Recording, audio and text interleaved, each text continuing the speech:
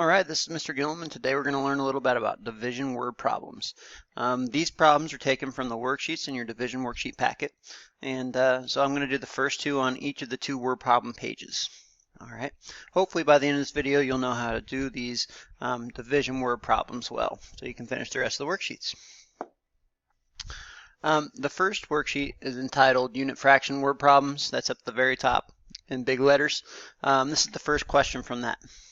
It says how many 1/3 cup servings are in 6 cups of pecans? Well, what I know is that you probably can do a problem like this if it didn't have fractions in it. So just think about the problem a different way for a second. It says how many 1/3 cup servings are in 6 cups of pecans? What if it said how many 2 cup servings are in 6 cups of pecans? Well, I know that if I just take 6 divided by 2, then there would be 3 2-cup servings. Well, instead of 2, if I change the 1/3 to a 2, if I actually use the 1/3, I would be doing 6 divided by 1/3.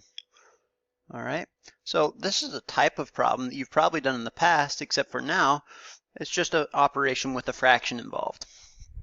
So, like I said, if it was a 2, you would take 6 divided by 2 to see how many 2's fit into 6.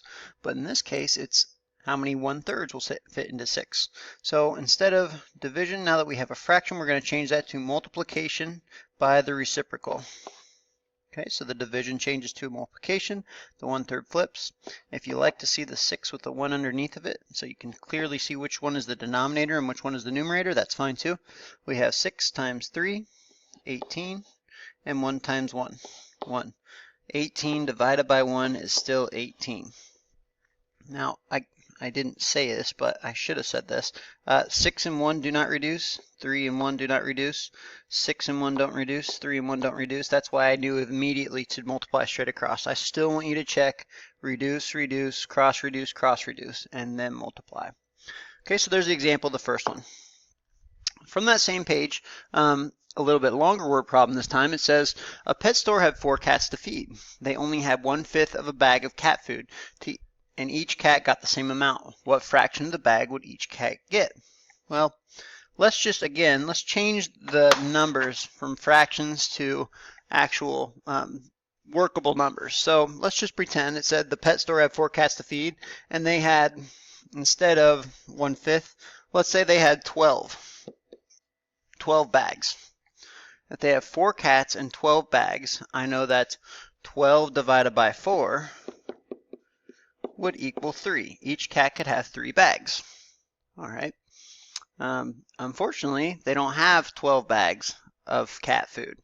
What they really have is 1/5.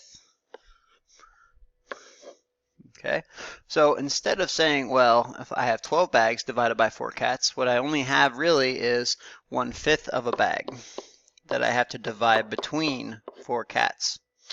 So now again, you probably could do it if it said 12 instead of 1/5. Now we're doing the same type of problem, except we're just putting a fraction in there. Okay, so when Mr. Gillum solves his word problems, he likes to put numbers in that make sense and then replace them with the fractions. So that's one strategy. If each cat gets an even amount of that 1/5 of a bag, we need to divide that 1/5 into 4 parts. So 1/5, instead of division, we're going to change that to multiplication, and we're going to take the reciprocal, 1/4. Reduce 1 and 5, reduce 1 and 4, reduce 1 and 4, reduce 1 and 5, sideways, sideways. And in this case, there's nothing to reduce, so I'm going to multiply straight across, 1/20. So each cat gets 1/20th of a bag. And that makes sense, because if there's 4 cats, that'd be 1/20th, plus 1/20th, plus 1/20th, plus 1/20th.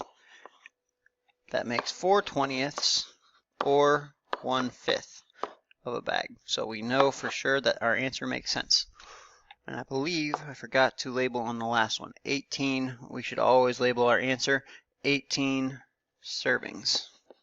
Shame on Mr. Gillum for not labeling. Back to our, so there's some unit word fractions. Let's take a look at a few division fractions as word problems here.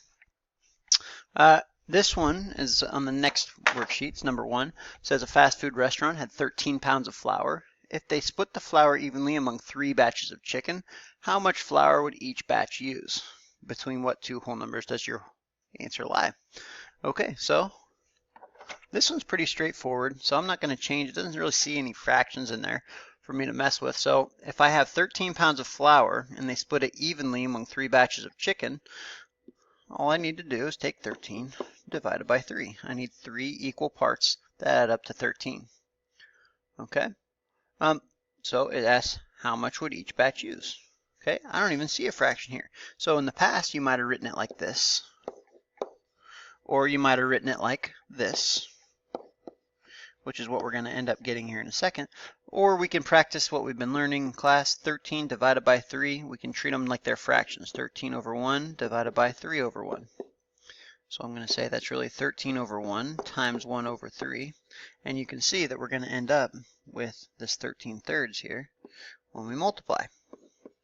Now, in the word problems, these improper fractions probably aren't ideal. We need to really have them as mixed numbers.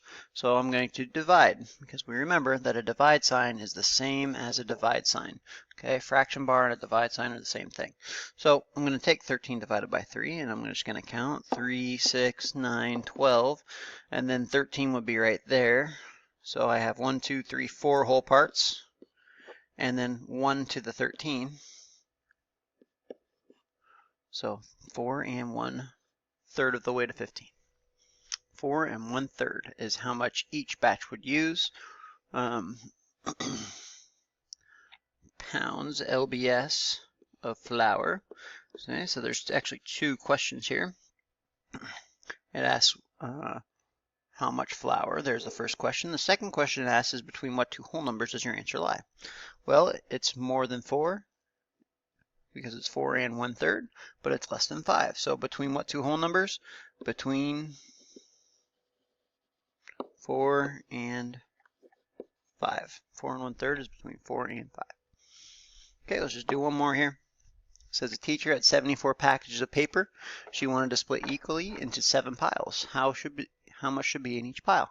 Between what two whole numbers does your answer lie? So again, we have 2 questions here. And there's no fractions to replace, no strategy really involved here. But it does say I have 74 altogether, and I want to divide them into 7 piles. It almost even says the word divide, but it really just says split equally. So we're dividing into 7 piles. So again, there's a lot of ways you may have done this in the past, but the way we're going to do it is 74 over 1 divided by 7 over 1, or 74 over 1 times 1 over 7. What you end up with is, since there's nothing to reduce, cross reduce, 74/7. And I know that 7 times 10 would be 70, and 7 times 11 would be 77. So I know that this would change into 10 and 4/7.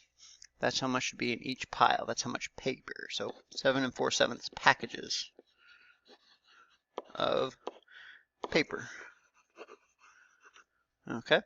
And between what two whole numbers? Well, it's more than 10 because it's 10 and 4/7, but it's less than 11. So it lies between,